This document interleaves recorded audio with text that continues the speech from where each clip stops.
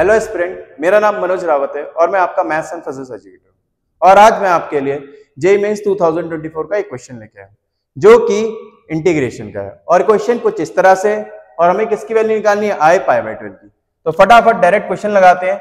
हमें दिख रहा है कि डिनोमिनेटर में हमारे पास 1 माइनस कॉट एक्स है, तो मैंने उस 1 माइनस कॉट एक्स को क्या मान लिया, टी। तो अब कौन सी बात है, कॉट एक्स का माइनस कॉसेक स्क्वायर एक्स होता है, तो ये क्या हो जाएगा, प्लस का कॉसेक स्क्वायर एक्स dx बराबर क्या आ जाएगा, dt।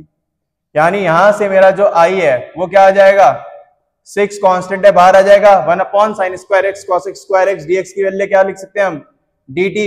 और डिवाइड में क्या आ जाएगा मेरा, t का स्क्वायर आ जाएगा।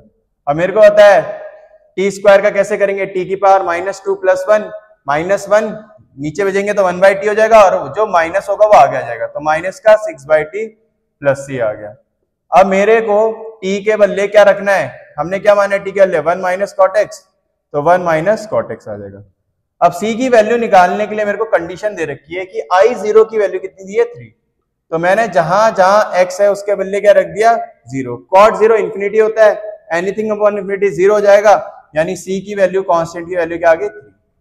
अब मैंने कांस्टेंट की वैल्यू वापस फंक्शन में रख दी जो इंटीग्रेशन फंक्शन था, तो हमारे पास इंटीग्रेशन फंक्शन आ गया -6 upon 1 minus cot X plus C के बदले कितना है, 3। मेरे को क्या निकालना है, आई पाई बाय 12। अब पाई बाय 12 होता है 15 डिग्री। हमें वैसे डायरेक्ट याद होना चाहिए कॉट पाई बाय 12 कितना होता है, 2 प्लस √3। अगर किसी को याद नहीं है तो वो कैसे निकाल सकता है, 45 माइनस 30 करके भी कर सकता है।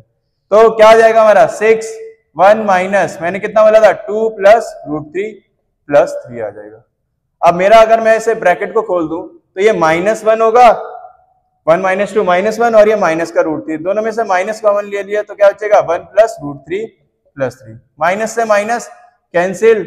अगर मैं एक रैशनलाइज करूंगा तो ऊपर क्या आएगा, 1 माइनस √3, और मैं क्या करता हूँ, √3 - 1 करता हूँ, √3 - 1, और नीचे भी √3 - 1 करूंगा तो नीचे a plus b a minus b बनके क्या बन जाएगा, √3 का स्क्वायर माइनस 1 का स्क्वायर। तो 3 - 1 कितना होता है, नीचे 2 आ गया, और यहाँ पे प्लस 3 है, 2 3 जा कट गया, तो कितना आ गया आंसर, 3 √3 - 3 प्लस 3, 3 से 3 कैंसिल, यानी मेरा फाइनल आंसर क्या होगा, 3 √3, यानी आंसर हो जाएगा हमारा बी।